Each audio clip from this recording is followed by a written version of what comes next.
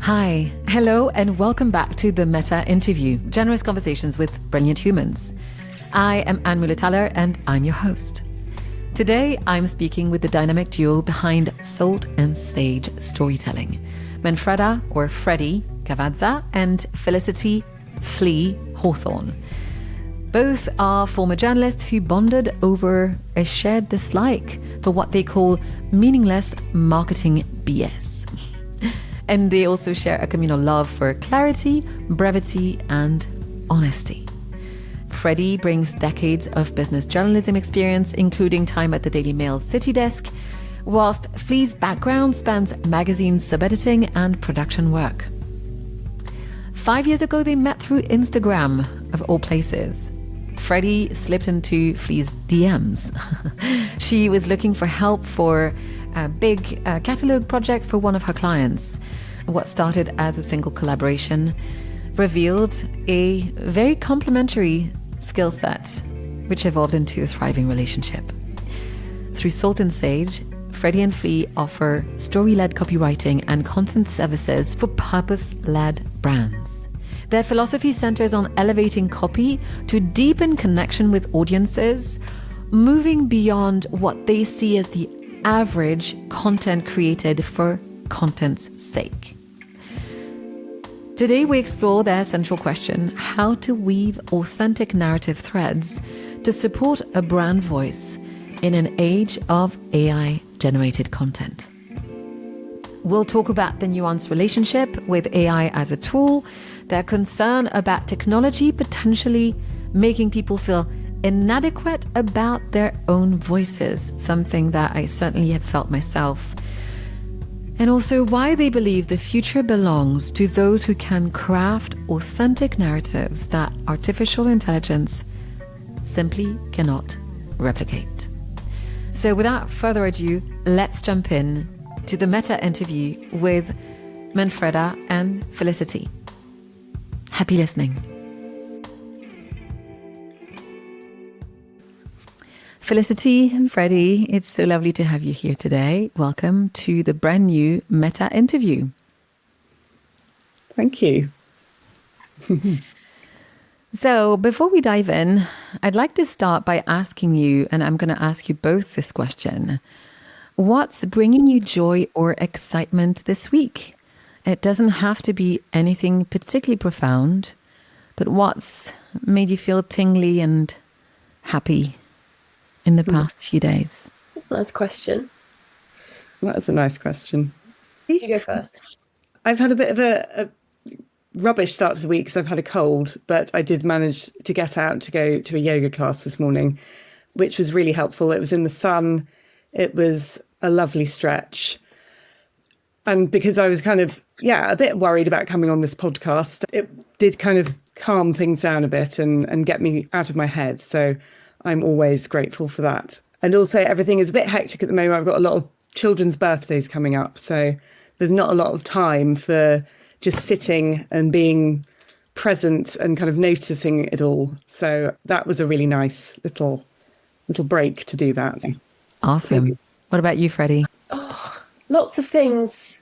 But yeah, I guess the main thing is I'm excited. I'm going on holiday next week, going back to Italy. It's always a bit stressful in the run up to a holiday, but I'm excited about that. And I've got my kids at home this week and they're all happy and chilled and just cracking on. And I often get worried that they're not doing enough, but I've learnt that I just need to let everyone just pause for a bit and not rush around. And it's just, we lead such busy lives. And I guess I'm proud of myself for just letting that happen and just letting them sit around and do nothing for a couple of days before we go away. That sounds awesome. Yeah. It's taken me a few years to get to that point where I don't care what they're doing. I'm a bit of a micromanager. Yeah, so it's nice. They benefit when I'm a bit more relaxed about that sort of thing. I'm just getting older and wiser. Obviously. Wiser. Yes. Now, I thought that next you could tell me about a memory that still makes you smile, and a memory from your early childhood. So who wants to take this question? A memory from an early childhood.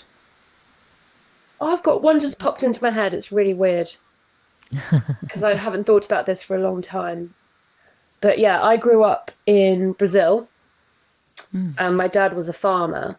And so we lived in the city, but we used to spend a lot of time on the farm near São Paulo. And my dad, he was very into riding as a kid.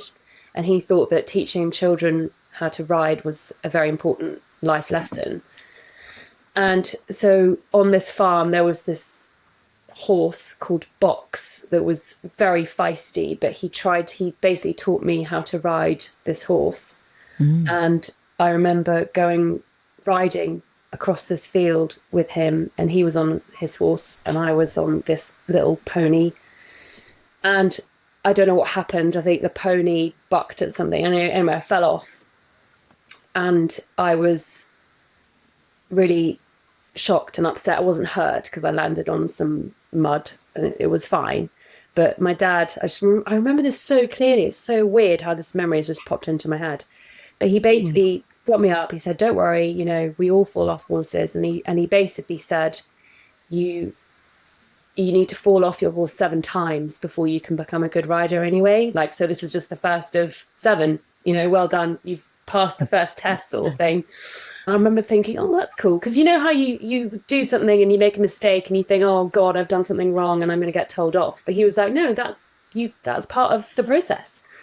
And then we always used to tease him afterwards, like whenever we had any issues with parenting or life or whatever, he'd be like, well, like when my eldest daughters used to argue a lot and we decided to send them to separate schools. And I asked him for his advice on that. He's like, well, you'd never put 2 horses that fight in the same field. So obviously you have to send them to different schools. So yeah, it was that's a memory. And it's a nice memory because it's a nice little life lesson. Get back on the horse. Get back on your horse, basically, yeah. It's a brilliant life lesson.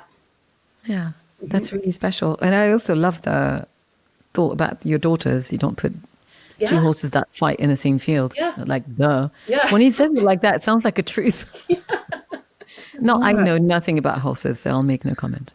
Yeah, we didn't become horsey people after that. Like I didn't, and then we moved back to Italy and we didn't really ride much. It was just when we were living in Brazil. And there were just horses there. And so it was, you know, but it's just so funny how every single time we ever had serious conversations with him about anything, though, it always went back to horses. That's brilliant. Yeah. So this next question, I think, would be for Felicity, if you're happy with it. So I was going to ask you, you understand that part of the aim of the Mettā Interview is to shine a light on our multifaceted selves, which is why I'd like to ask you this. What early experience in your life first planted the seed for what you do now? I think it was just at school. I really enjoyed writing stories, and probably some teacher somewhere said, "Oh, you're quite good at this." And, you know, if somebody encourages you, it obviously and especially at that age when you're little, I mean, I must have been, I don't know, let's say 8 or a bit younger.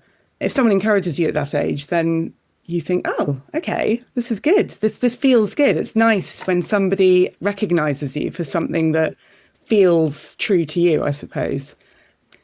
And I was always an avid reader, always reading. I stayed up, you know, kind of 2-3 in the morning with a torch, and I think it used to drive my mum mad because I was always knackered the next day. Oh, wow. But it was because I was up reading books. And so that's something that I've always, you know, and I think reading and writing really go hand in hand.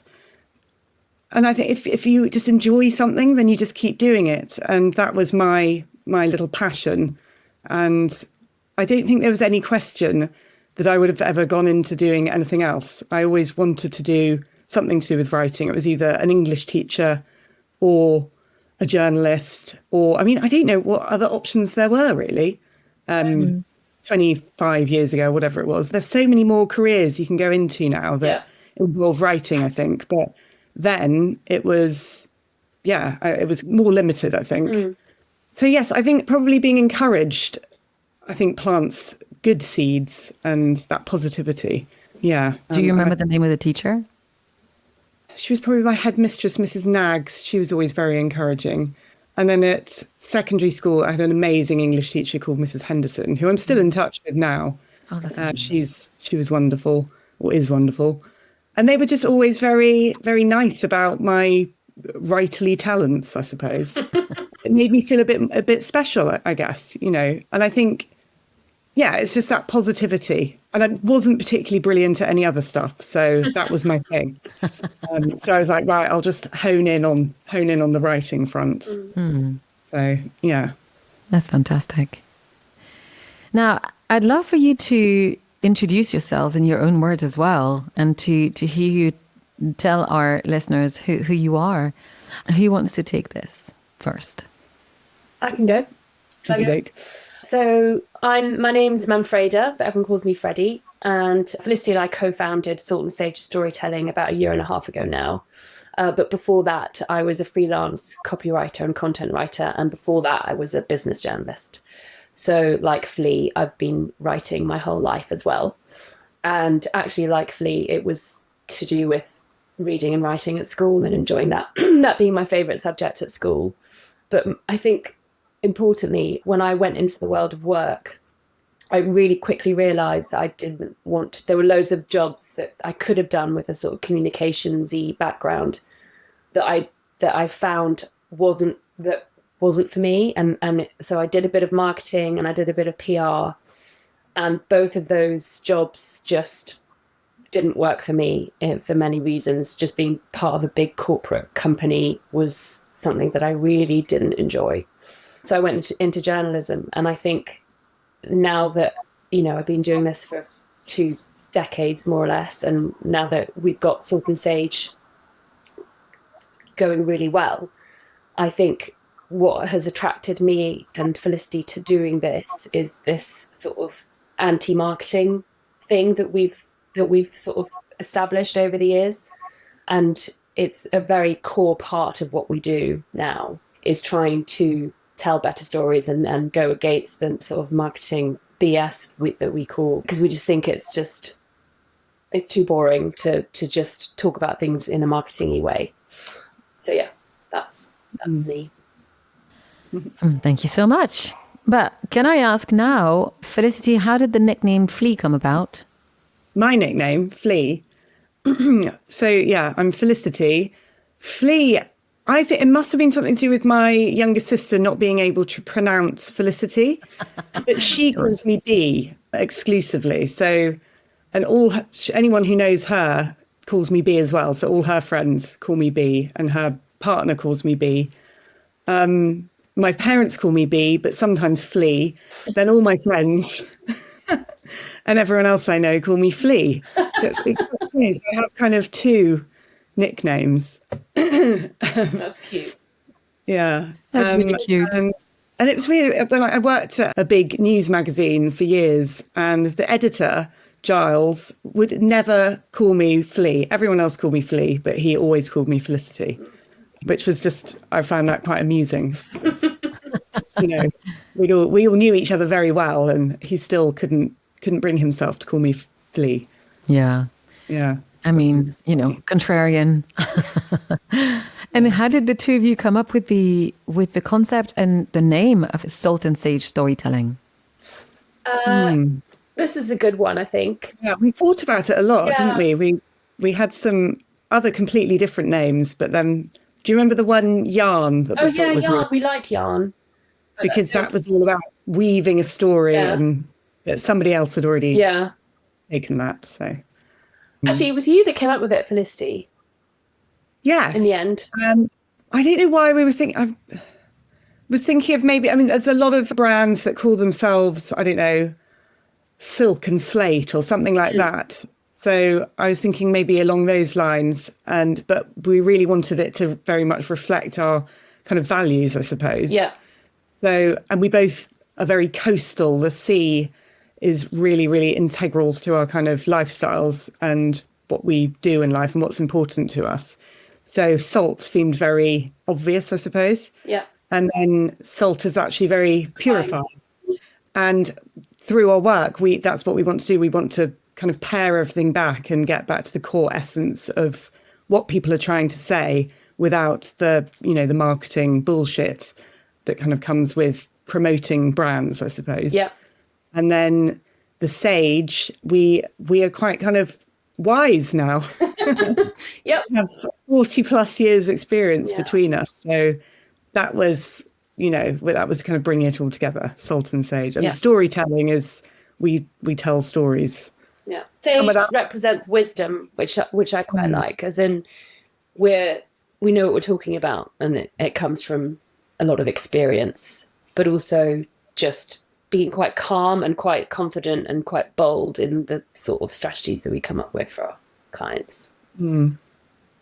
So I feel like you've already given us some hints of, but tell us a bit about the philosophy of what brought you together as Salt and Sage.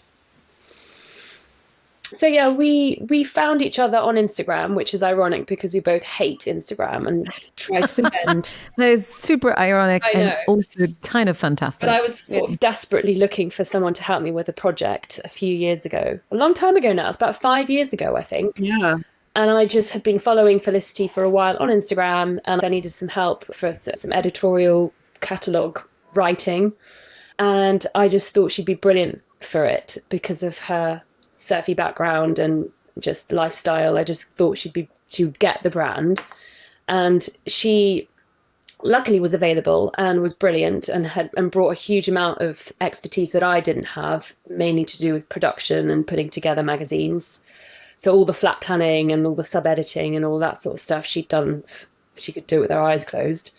So as a team, we were really good for this particular project. And then we just carried on doing other projects. They asked us to do more catalogues, and then we got asked to do other projects together. And we just ended up really enjoying collaborating. And being a freelance copywriter can be quite a lonely existence, and I personally just really enjoyed having someone else to work together with, and we edit each other's work and bounce ideas off each other, and it just really works as a system. We're also able to deliver work quicker, and it's better work because there's two of us writing it and editing it. So it just made a lot of sense to keep working together. And then we decided to start marketing ourselves as a duo. And that's when we decided to set up officially together. And that's when we created Salt and Sage. So yeah, it was a very lucky meeting in my Instagram DMs that has flourished and led to something really special. And now I just can't imagine not working with Felicity. You're stuck with me. I feel like, we've only just got started, obviously. But we've been working together a long time, but I feel like we've got so much to do and so much. It's so exciting. Yeah. I wake up every day excited about work. And I definitely didn't have that when I was working in magazines. I really loved the work, but I always found it stressful dealing with the people, the meetings, the corporate side of things, the stress of having to be there and the deadlines and oh God, it was really stressful. And even now we have we're kind of overwhelmed with work, which is great, but it's all so enjoyable. And I'm just like, wow, how amazing is it to have that at kind of in your 40s when a lot of people are kind of fed up with the world, or I don't know, my dad retired recently and he's so happy. I mean, I can't imagine retiring. I love working. I really enjoy what I do because it's putting food on the table, supporting my family, but it's genuinely creative and exciting. So, and growing a business is really fun.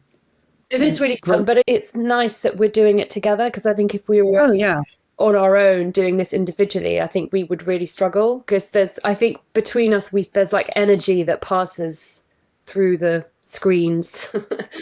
It's support, it's very scary growing a brand by yourself because you don't know whether you're doing the right thing. And it feels it's, well, like Freddie already said, it was very, very lonely. But two of us, there's so much more, power there, I suppose. I don't know how people do it on their own.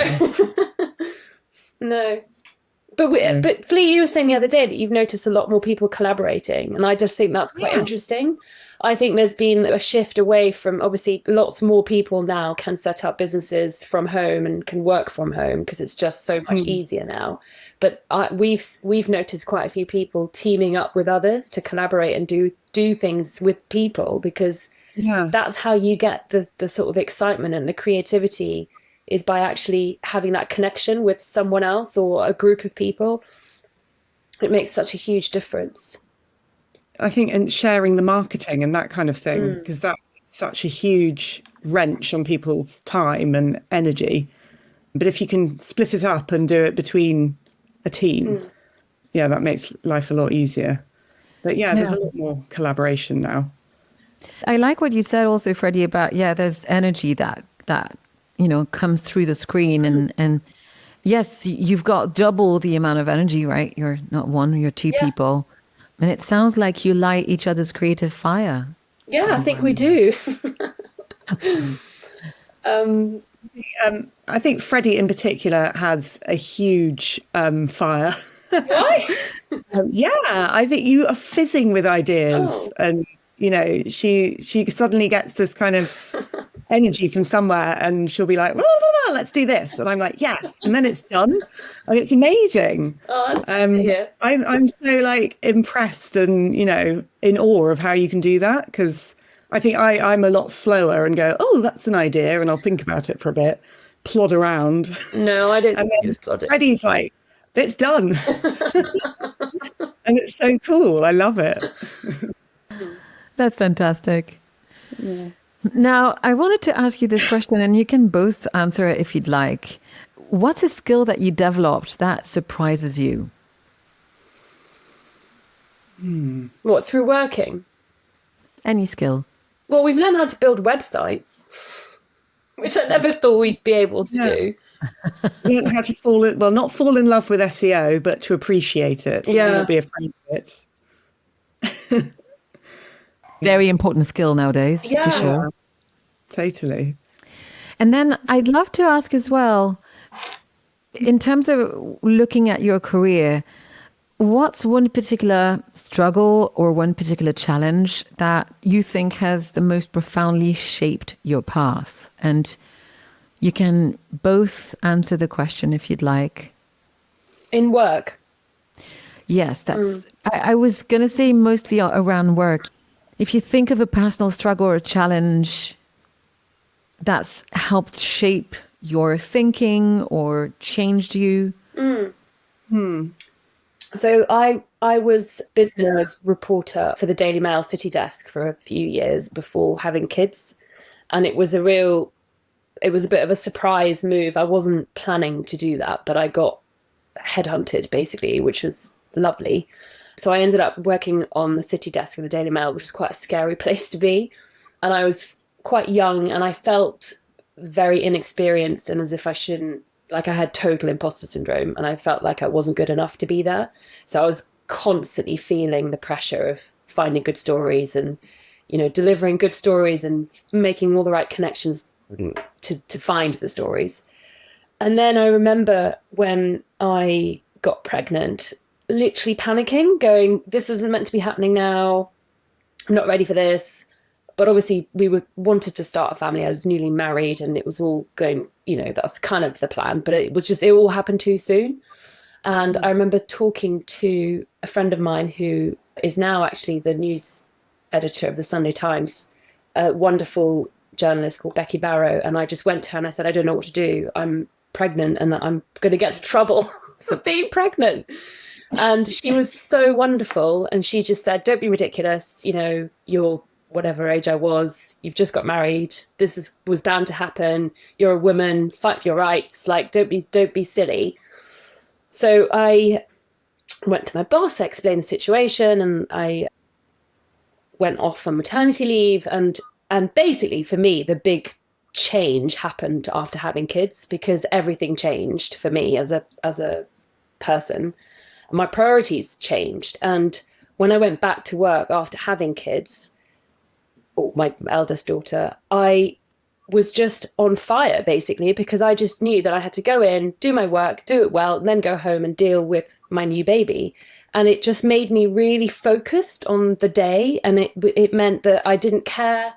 Like I just, all the sort of thoughts and worries that I had in my head before had gone, because it was just my priorities had changed. And I remember my news editor, who used to be horrible to me and say mean things about my work, kind of sat me down after about 6 months of me being back at work post kids. He's like, "You've really changed. Like, you're really good at this." I'm like, "I know." But it was just a real, like, a shift in perspective and priorities that made me just more ballsy, I guess, and a bit more, but just less worried about what people thought of me. And it just made me a better journalist, which is bizarre. That's fantastic. What a great story. How about you, Flea? I think at work, I was always very, very shy, really struggled to get my voice heard because I was so worried about getting it all wrong, basically. Again, imposter syndrome, I think.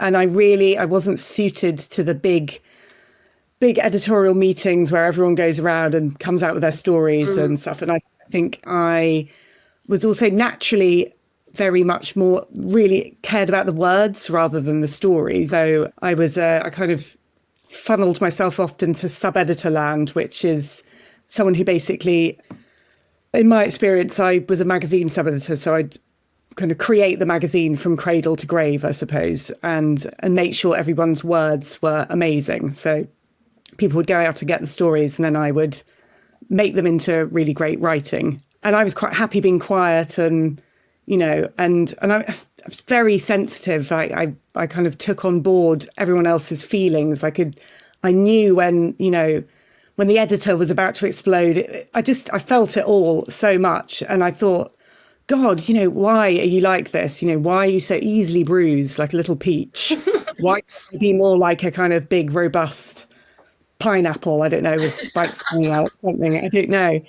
So, and I was very ashamed of myself for being so kind of, I don't know, shy and retiring and having these kind of, feelings of I don't know, my boss was she was quite spiky and she could be really horrible to people. And I didn't like it. I just didn't, you know, if a writer couldn't get their work in on time because of whatever it was, you know, be human about it. And there was a lot of shouting in the office if writers didn't, you know, hit their deadlines. And it was because then it affected us subs because we had the magazine to get out and blah, blah, blah.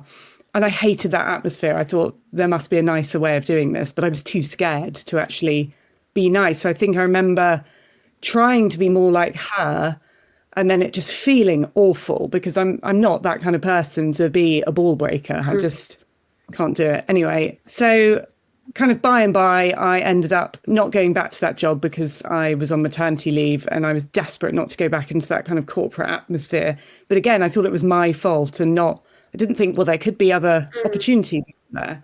So I kind of went freelance. And then I had a really big personal life-changing situation where I split up with my husband and that was all very kind of dramatic. And I ended up getting some careers coaching from a really wonderful careers coach who Freddy knows, Sarah Clark. And we did this exercise of just finding out what your kind of superpowers are. And it came out that one of my superpowers was my empathy and my sensitivity and the fact that I could cry easily because I understood what other people are going through. And I think that I've understood now is why I'm a good storyteller. I get what other people are going through or what might have motivated them to do a certain thing. And I think that really, really helps with the work that we do because, you know, we do work with a lot of individuals and female founders. So it helps in that respect. But it also helps with bigger brands where you have to understand their customer.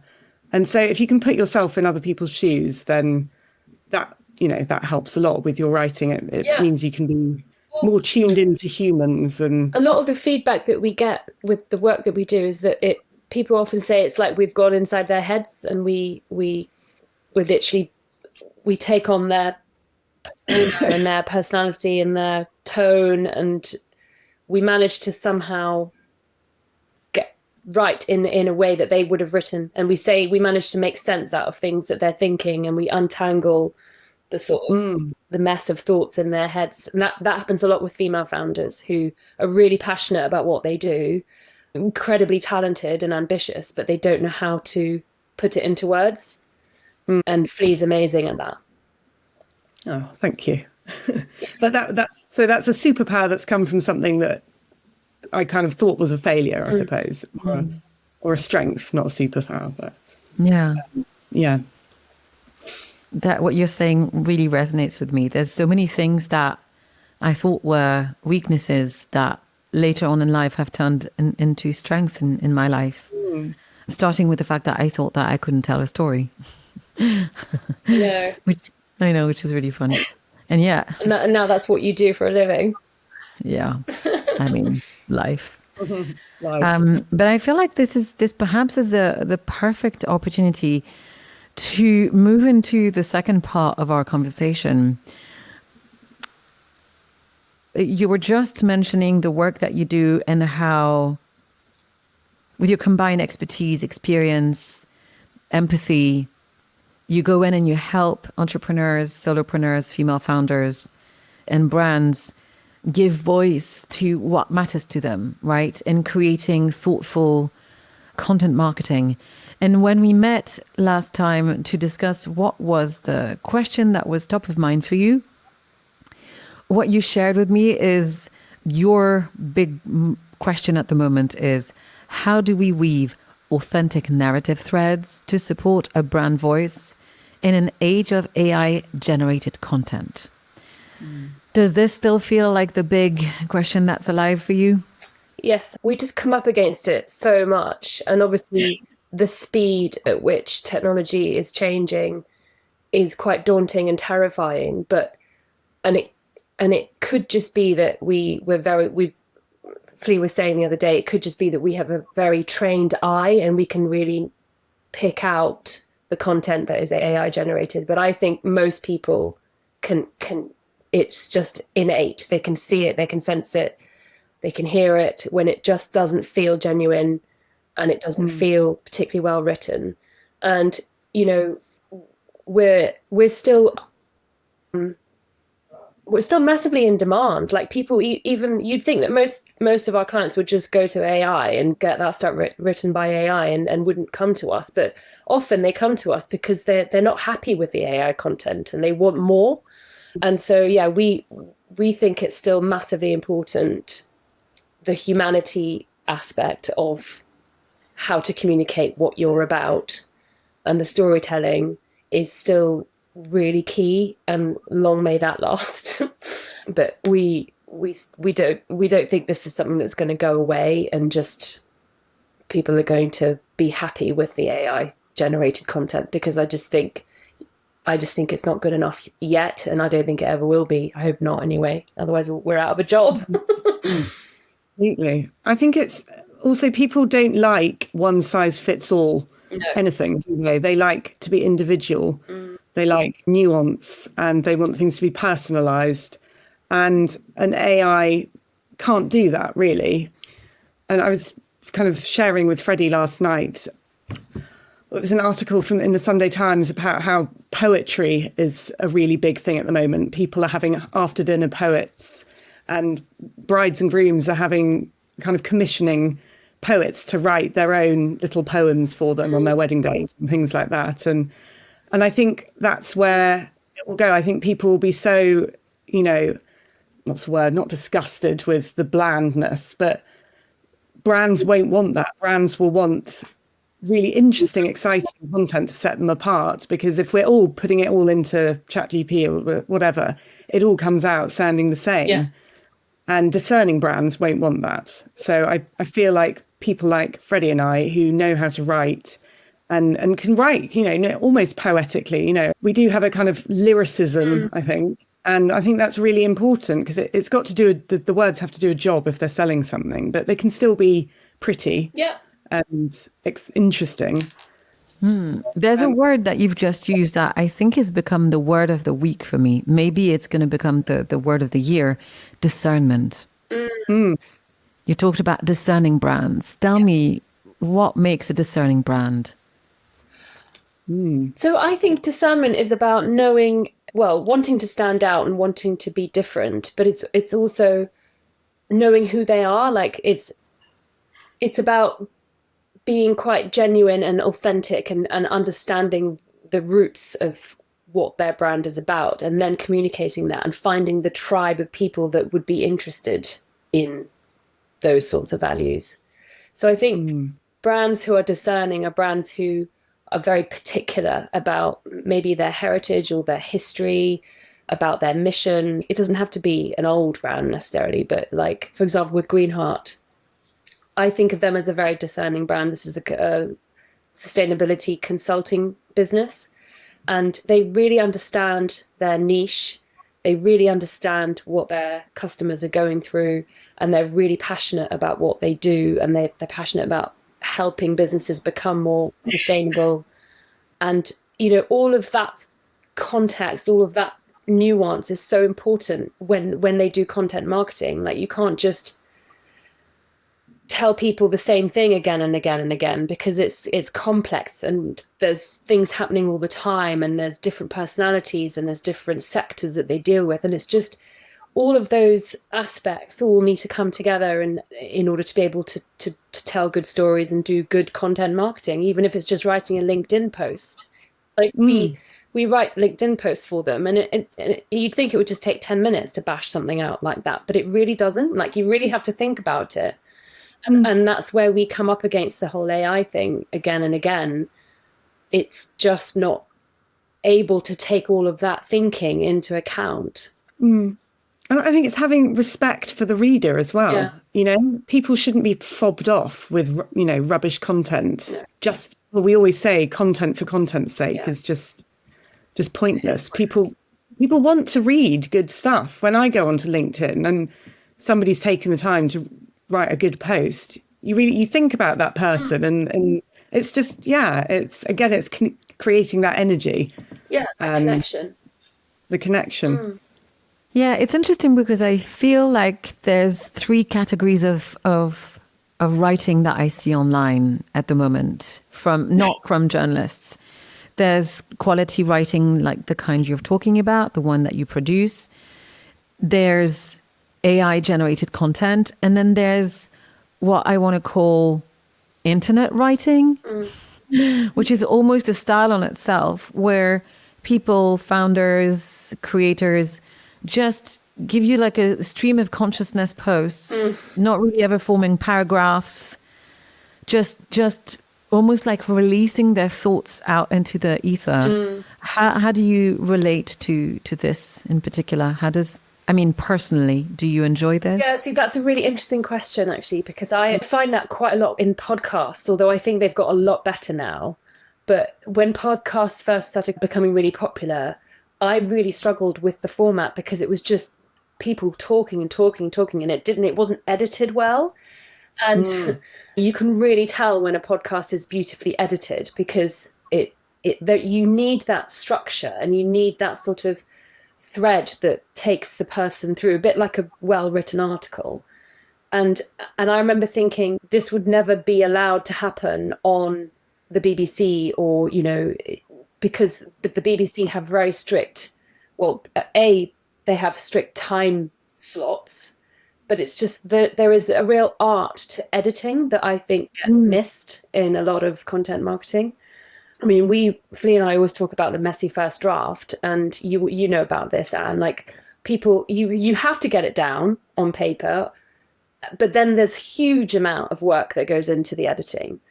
And I think some of what the internet writing that you're talking about is probably just because it's so easy to publish content, whether it's a podcast or a piece of writing, people don't edit it, and it's just the editing is where the magic happens. Yeah, I agree. Yeah. And you need skilled people to do that. Even if it's just another pair of eyes looking at it. It doesn't even need to be a brilliant writer that's doing the editing, but just having that person, read it and sense check it and check the facts and put some structure in. And it applies to both long form and short form content, because a stream of consciousness could be very long form, and but you still need to be guided through it as a reader, I think, and that does take skill. And I don't like this kind of, I feel sad that everyone has to have everything so short and punchy now online. There's not so much room, and maybe on Substack or I don't know, but people want the information quickly and they want it all packaged up for them in little points. And I think that's sad. Like, it's nice to be able to sit and read through something someone's cared about. But yes, I think it has to be edited. There's definitely a place for long form, I think. And all three of us here are big fans of long form. But yes, I think it's the editing that sometimes is lacking. But then in a way, I don't want to be too judgy, because if people are pouring their hearts out and enjoying the process, it's a bit like journaling. Like, the process of writing can be really cathartic. And I'm not here to say people shouldn't be doing that. But I just think for brands or people who want to really come across as thought leaders or female founders that really want to attract or create a community, I think having a bit more structure, because the thing that I think is often lacking is people forget about who the audience is. They just want to write because they're excited about the thing that they want to write about. But actually, and this is what we were both taught, all of us in journalism school, you have to think about the reader. What's in it for them? Why should they care? And that's another thing that I think skilled copywriters can really bring to the table, which is that it's strategic but also creative. Yeah. But so in the way that you framed your question, how do we weave authentic narrative threads to support a brand voice in an age of AI generated content? You used several words that I think are important, and we probably need to unpack them. What do you mean by authentic narrative? What do you mean by threads? What do you mean by weaving? And for anyone who's listening to us who's not that familiar with brand voice, what is brand voice in your mind? What does it mean? Well, what is an authentic narrative to begin? Yeah. I mean, everyone wants to be authentic, don't they? And everyone wants to be authentic. It's a real buzzword. It just means being honest and telling the truth almost of your own story. And if you're writing for a brand, this is why it's so important. We always going back to your foundational messaging. And this is why this is really key. You need to have that all down first before you can even think about being authentic. We work with so many people who have evolved their brands and they've forgotten about really where they've come from, what their roots are. So we always want to kind of do this foundational messaging piece first, just getting to know exactly what they do, how they do it, why they do it, why they're better than the rest, and who they do it for. Those are the kind of the 5 main pieces. And then once you have those kind of fairly stable, then you can talk a lot more authentically, or you can talk more clearly, I suppose. Is it being authentic? It's just being clear. I think it's also to do with the authenticity piece. You could say that a brand, I don't know, a luxury fashion brand that wants to be sustainable could just say, I make luxury fashion pieces and I'm sustainable. But I don't feel like that's enough. It is true for some brands, but I think the authenticity element comes in when you dig a little deeper and you go, how am I sustainable? Why am I sustainable? What were the decisions that went into becoming a sustainable brand? And that's when you start unpacking the real thoughts and feelings and stories that become more interesting. And then, because I think it works both ways, in order to try and unpack the authenticity of a brand, you come up with stories that then make that brand more interesting anyway. And then people who might be interested in that brand will read those stories and go, oh, that's really interesting that, we're working with a sustainable fashion brand at the moment. And she says that she travels to all the mills and she talks to the people who are making the fabric to then make her shirts, because she wants to like go and check that it's done in the right way, that the fabric feels right. And, you know, she's so passionate about what she does, and just when she's talking about it and she tells the detail, goes into the detail of what she's doing, that to me is a story to tell, and that makes her more authentic. Because, you know, if there are two shirts for sale and they're both just as beautiful, but there's this one that's made by this woman who has traveled to that particular mill in wherever it is to talk to the people who are making the fabric, I just feel like that's, wow, that just shows real dedication. So it's about, I think authentic narratives are about just digging a little deeper into the what, the how, the why, so that you come up with interesting facts that then turn into good stories to tell. So it's really quite And then those are the threads, really. So we always say people should have at least 5. I was thinking about this last night. I don't know whether you agree, Freddie, but they're quite tied to values. the threads, yes. The threads. Because these are the kind of the bedrock, the stories that you can keep coming back to, but retelling them in a different way for depending on what platform you're using, or I don't know. Yeah, so Anne, you're asking about what the narrative threads are. Yeah, so thank you first for answering the question about authentic narrative, because I feel like what I'm hearing from you is that it needs to be crafted, but crafted from the reality of why people do what they do. And throughout you explaining it, I was thinking, yes, it's depth. It's not staying at the surface. Use the word narrative because it's not just shouting statements about who you are. No. It's you crafting stories that bring people into your world, really. But yes, I like the words weaving and the words threads, and I'd love for you to tell me what makes this a different approach to telling a brand story from what people may be doing currently. Yeah, so the threads idea came up because we, as we said, we are literally allergic to marketing jargon.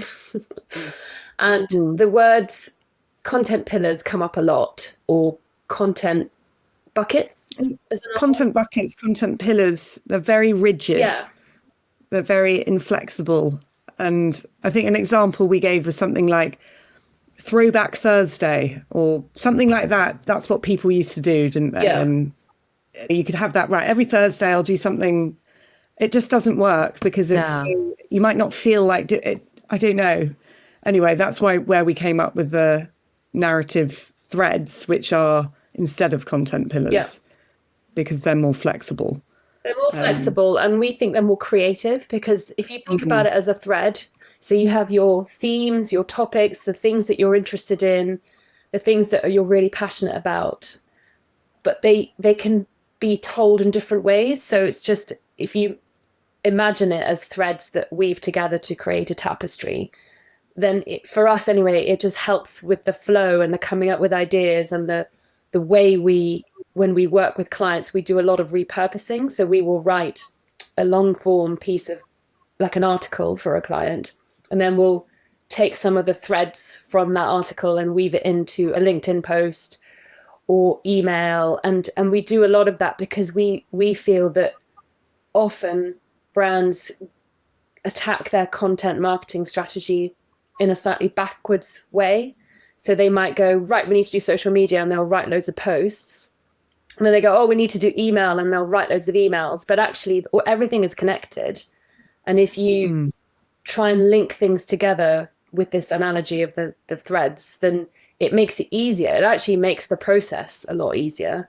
And the end result, we think, makes more sense, because wherever the customer is experiencing the brand, those themes and topics are repeating themselves.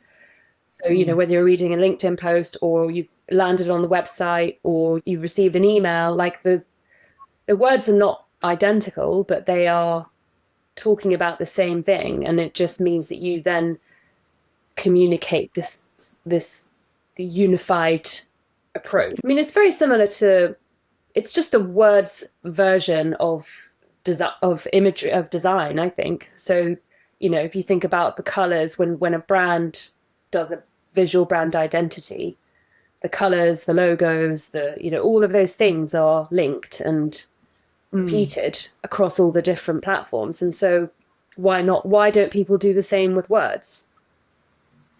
Yeah, it's I love the word visual language. So I think that when we appoint a designer to create a brand feel, we think of the visual language. And I think that because we have direct access to language, we think that we don't need help in putting together something cohesive that will explain or express what we're about to the public. And it's true, having done it on my own for so many years with Freddy's help, it takes a lot of work to be considerate. Don't take me as an example, because I think so many people do it far better than me. But I do appreciate what you're saying here about the flexibility first, not just following what other people are telling you need to do. Finding your way to being unique, right? That's what happens with the tapestry. I'm guessing that each of your clients does something really very different. But now I have a niggly question at the back of my mind. I want to know, how are you using AI nowadays? Because I'm assuming you are. Yeah, we're not ashamed. You shouldn't be. Tell me about your feeling about how is AI supporting you at the moment, and where does it frighten or annoy you? Well, I see it as it's almost like having a junior copywriter. It helps with structuring, say, a blog article and coming up with some ideas of what you might want to put in there. But before that, I would have fed it a lot of good ideas that, I would have researched myself. And then because then if you put it in, you get this kind of, you don't then have to write all the headings. It's all there structured. But then what we like to say is we go in and edit the shit out of it. Yeah. It's a very different beast from, by the time we finished with it. So I think it saves a lot of time. That's how I see it. It does save a lot of time, and I'm not ashamed to say that I use it almost daily. What I find really frustrating, well, in a way, it's a good thing that it's not brilliant, because if it was brilliant, then that would be worrying. But what I find really fascinating is that it really needs editing. It's just really quite surprising how bland the language can be, and how you take the content and you go, okay, well, it's like a pre-messy first draft. That's a good way to describe it. I do remember when I was a journalist, and it wouldn't have been before the internet, I'm not that old, there was this sort of system when I was working at the Daily Mail, where if you were writing about a particular company, you could bring up all the articles that had ever been written about that company.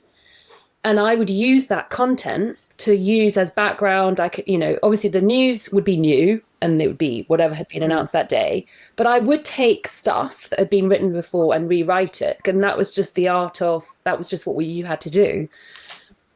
So I kind of see AI as that. It's like a really good research tool. It scans the internet for all the stuff that's been written about that particular topic. You still have to check the links. You still have to check the sources, like I used to as a journalist. You have to rewrite it so it's your own words. You have to make the tone right. So there's a lot of editing that goes on, but it is a nice way of capturing information, getting it on down on paper, and then using that information to craft your piece of writing. That's how I use it. And I mean, there was a story in the papers recently about a journalist who used AI to completely generate a story. And it was all bollocks. And I think it was in the Times or whatever. Really? No one checked anything. Yeah. I was really, really shocked. Wow. Because the sub-editors, at least, and maybe they've sacked all the sub-editors, I don't know. But there was nobody there to verify. And that's a huge part of my job, was making sure that facts are correct. Because, you sound like an idiot if you get it wrong. Yeah. And it kind of... it makes you, it lessens people's trust in you. Yeah. Yeah. And it's really important that that stuff is all correct. And if people are just relying on AI, then it's shoddy. It is shoddy. Yeah. Good word. Yeah, we don't like shoddy. Yeah, it's funny. I prefer to use it after I've drafted my messy first drafts. Yeah, that's interesting. Because I find that it's easier if I use all of my words, however imperfect they may be. And then if I brainstorm, how do I need to go on with this, or whatever question I may have, I will ask it to keep as many of my words as possible. And sometimes it offers a good alternative, but I tend to find that if it's not a word that came out of me, then it's likely not to feel right. Yeah. So yeah, I go the other way around. But it's interesting what you're saying, because it saves us so much time. I can see why someone hard pressed because God knows what's going on in their lives would just want to bypass and just let AI, whichever AI you're using, do the whole piece. Do you have any advice for people who are currently not able to hire people like yourselves, copy editors, talented copy editors, I should say, and storytellers to help them with their content marketing and their voice development? Yes, so this goes back to what Flea was saying earlier about the messaging, understanding the what, how, why, we call it. I think if you have a really clear understanding of what you're trying to say and how you want to say it and why you're different and what your values are and what your stories are, you could potentially, AI could be brilliant, but you need to be quite discerning, there's that word again, with how you tell the AI to write the piece. And you have to go back again and again, go, that's not quite right. Can you add this? Can you change the tone? So I think, again, Flea and I were talking about this the other day, we will all eventually become prompt engineers, but there will be good ones and bad ones. And maybe there is a role where you can learn how to work with AI and learn what to put into it so that you get what you want out of it. But I think there's quite a lot of strategy and messaging work that you need to do beforehand, and so that you can feed the robot with the right information to get what you want. Yeah, I agree. I think it's a real back and forth. You can't just take what they write. Dump a load of stuff into it and expect it to come back. But yeah, there's a huge amount of twiddling for sure. But yeah, I think I agree with Freddie. It's the knowing exactly what you want to say first really helps, and then feeding it with any information that you've gleaned along the way to make it sound more you. Or yeah, that's the only way to really, and trial and error, I suppose. But the other thing that I think is, and this happens with, I think, female founders in particular, I think people feel they're very lacking in confidence in their own voice and their own ability 100%. to actually to say what they are trying to say. We do this thing called the Wise Women Mentorship. We've only just launched it this year, but we're basically supporting one female founder each season. And the spring one was this lovely lady called Tan, who is the founder of a snack brand called Nosh. And she makes these little energy balls from home in her kitchen in Sussex, and it's all delicious and vegan ingredients, and they're really yummy, Nosh balls.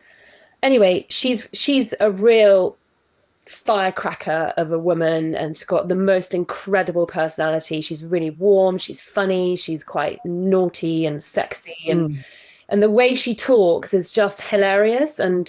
But she felt that it was all a bit much, and that she was putting people off, and that she kind of couldn't be herself because it wasn't very PC. And anyway, we worked with her and we were like, no, you should just be you. And she felt so liberated. She's like, it's almost like you're giving me permission to just say what I want to say and say it how I want to say it. I mean, obviously, we would advise her to not swear all the time and, not talk about what goes on behind closed doors too much. But you know what I mean? She had this wonderful warm, hilarious personality that she was afraid to show to the world. And what I worry about with AI is that, you know, she might go into AI and go, write a LinkedIn post about my healthy snacks, and it would just be so boring.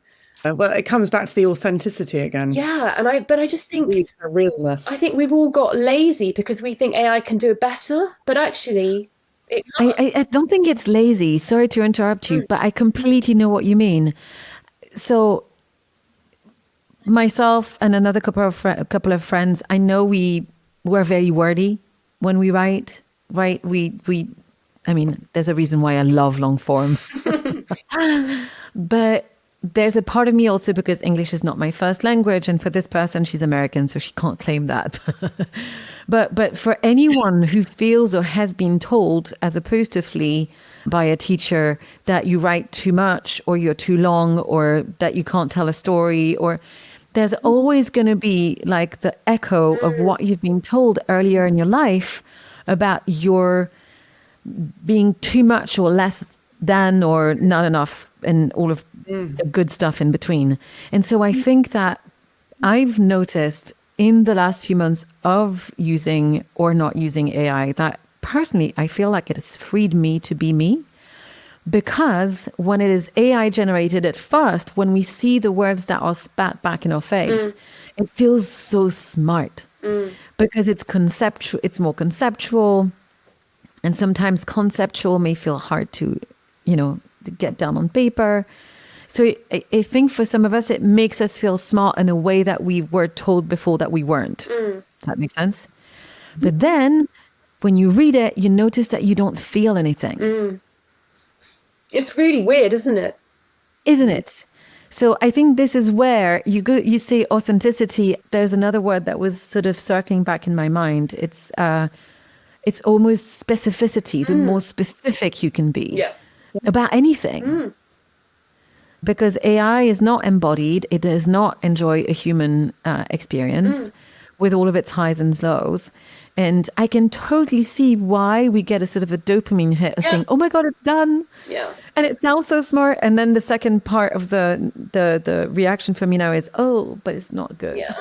But at least you've got a rough version that you can change. Like Yeah. And I'm not saying that I don't like it, because there are other ways in which I use AI, not for generating content, where it brings a lot of added value, much more than that. But I think we landed on this unexpected thread of what is it like for people who don't trust their voice, who don't trust their thinking. To rely too much on AI is likely to then become bland and to go unnoticed. I know, that's what I worry about, and that they think that the only version that's worth putting out is the AI version. But actually, if they could use it to just start the process and just start the flow of words, but then hopefully gain the confidence to edit it and make it sound more like them. That's what I think it's just doing it and getting it out there and practicing and practicing and practicing. I mean, we wrote an email recently to our subscribers saying, you know, we didn't suddenly just get to this stage. It didn't just happen overnight. It's taken us years and years and years of practicing writing and then coming together as a team, and then, you know, doing it all again, because we had already built up personal brands, and now I don't know, I think it's just doing it. Do the thing, which is really hard. It is really hard. Yeah, it's really hard. But then there is also an enjoyable part to it, and I think that if anything, this reminds me that the joy is actually in the journey and in the effort, not just in the finished product. And I was thinking about the alchemy and the change that happens when you write. And I guess that I don't want us to bypass that. I was listening to a woman, I don't know if you're familiar with Maureen Murdoch. She wrote a book called The Heroine's Journey. She worked with Joseph Campbell. And she's a teacher, she's an author, and she teaches memoir writers. And And it brought me a lot of joy to listen to her, because she was basically saying that writing a memoir can produce better results than going to therapy. Yeah. And I was like, okay, cha-ching, I'm writing a memoir. Certainly feels like therapy at times. But I think that it's going through the slog and then having moments of flow. And then the moment of rereading when you're like, oh my God, this really sounds great. This really sounds like me. Like, this really sounds like what I want to put out in the world. And that doesn't come straight away. But I hope that we all can sort of continuously give ourselves some time for that self-exploration. Because I think it does a lot for our own self-development, for the brand development, for reconnecting to our values, for remembering what matters. Yeah. And I think that AI can't really do that piece necessarily, but it can help with maybe the process of getting it out into the world. It can help, it can save time, but that's why, we go on and on about the authenticity and the narrative threads, because we just feel that that's just such an important element to bring into any content that people are creating, whether it's, blog posts or website copy or whatever it is that you're putting out into the world. You need to have that confidence and that ability to be authentic. And AI can't help with that. But we can work with AI. Yeah. Yeah. It's efficient. Yeah, for sure.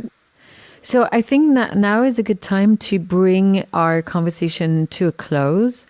I wanted to invite a reflection from you. First, thank you so much for your time and your heart and your voices. But before we end, I wanted to ask you, is there anything that surprised you that came out in our conversation? I think actually the piece we were just talking about now, about the idea that people don't feel good enough to write their own content because they think AI would do it better. I hadn't really thought about that before. And I actually think that that's something that potentially a lot of people struggle with. And I just think it's a bit of a shame, because anything that comes from the heart and that is honestly written and authentic and real is always going to be better. And I would just love to be able to help more people find that confidence to do that. Because that's what makes people, Yeah. Our feelings, our emotions, our experiences, the pain and the grief and the love and all of that. It's just, that's what makes it interesting, what makes life interesting. I think if we all just start churning out really bland copy, then it's just not a good place to be, is it? What about you, Felicity? Is there any part of our conversation that surprised you, or an insight that you pick up on? Yeah, going back to the confidence, I think it's just really, it's, how do you suddenly get it? It's very hard. And I think I've grown in confidence through working with Freddy and being able to have that kind of accountability and support. But also, maybe that's what we sell in a way. We sell confidence, and that's very hard to pin down, isn't it? We're not selling, I don't know, we're helping people to sell their stuff, but they need to feel confident to do that. And we sell confidence through words, I suppose.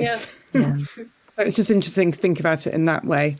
That's such a good way to say it, because, if I go back to 5 years ago when I asked a friend for help because I was looking for a copy editor and she introduced me to Freddy, I had understood that if I was going to copy edit myself, I would never publish. Because I value editing. And it would take me too much time. Yeah. And I did not study grammar or English at university, and I just knew that I would just get down a rabbit hole of perfectionism that would make it impossible for me to move. So technically, I purchased confidence. Daddy, now, Anne. Sorry? You barely need editing now. Honestly, it's been so lovely. It's getting better. It's been really nice to be part of your journey as well with your writing. Like, I can really tell now that you're so much more confident with how you write. Yeah, and there are times when things just come out effortlessly, as it did last week. Yeah. But that's because I went for a swim, and I think I just need to remember that sometimes there are some forms of physical movement that can unlock a practice of content marketing. Yeah. I mean, we are human beings. Sometimes we need to think of the physicality and the embodied energy that needs to move for us to actually sit down at our desks and produce something fresh. I know, it's funny because I was thinking after you wrote that and I edited it, and I was thinking about it over the weekend, weirdly, and I was like, Anne literally just wrote a story about how she went for a swim. Like, if you would put that into AI, write a blog post about how I went for a swim, it's like they wouldn't know that, when you were little, that you went there, and the smells and the fishing with your dad and all of that. Oh, yeah. And by the way, that whole story about Mia hyperventilating, I can remember it as if it was yesterday. Yeah. I mean, so I literally was there with you, and then you were like there again as a grown-up and swimming again, and the water was clear, and that was a really lovely metaphor as well. And so it was literally, the bare bones of that was Anne went for a swim, but obviously that's not what the piece was. It was so much more. It was about grief and love and you becoming who you are and confidence. There's so much in that. It's a brilliant piece. Yeah, it's funny. I think that we forget that in order for us to bring the best of ourselves in our work, we also need to pay attention to ourselves in our lives, right? And sometimes there's nothing better than coming back to our physical senses, which I think is something that Flea is probably very good at doing, given the fact that you practice, that you're a surfer and then you get out on the water really regularly. Does that bring you a lot of creative juices, do you feel? Yeah, definitely. I mean, I actually haven't surfed for ages, but Sorry. Getting in the water, going for a swim, I'm literally head under, and then you rise up and you're just somebody else. The cold water just does something special. It's got some kind of energy. I don't know. Yes, so that is definitely my go-to for clearing out the cobwebs, or just going to the beach. Yeah. I like the warm sand, and I just love it. Yeah. Oh, I wish I was near warm sand. Anyway, there's no sand here, but we're fine. So is there anything that's important that you'd like our listeners to take away? A one-word checkout that you want to leave them with? Or two-word checkout? I think, you asked at the beginning for us to set an intention. Yes, I did. And the word that came up for me was clarity. And I think it's lacking in a lot of people's thoughts and strategies. And sometimes you just need to strip it all back and just go back to basics and just think about the clarity of what it is you're trying to achieve. Yeah. Very, very, very good point. For me, it was, I think you said something about opening, and I did think open. Being open is very, very important. Kind of open to being, what am I trying to say? Being honest, I suppose. Being true to what you believe. Yeah. And if you can get that out, again, it's kind of similar to clarity, really. Yeah. And compassion as well. I think understanding where other people are coming from. Yeah. That's, brings it all back together. So not for yourself as a business owner, but also for everyone that you work with. Yeah. We can understand each other, the more we can be authentic and connect with each other. Yeah. That's wonderful. Thank you so much for your thoughts, your time, your energy. I'm so thrilled to be able to have this conversation with you. I'll put lots of links for people to be able to connect with you across mediums, including your website and Instagram and LinkedIn. I'm looking forward to seeing you again very soon. We are going to circle back to work on what masterclass you can offer for Le 30. But Freddie, when you were talking about giving people confidence and voice and female founders, I started to think, oh, you need to teach. Yeah, that's what you need to teach. So I wonder if there was perhaps a little bit of a drip of inspiration coming through today's interview that can influence the topic of some of the masterclasses that you'll be offering. Yes, I think that would be a good one. Giving people the framework almost to just...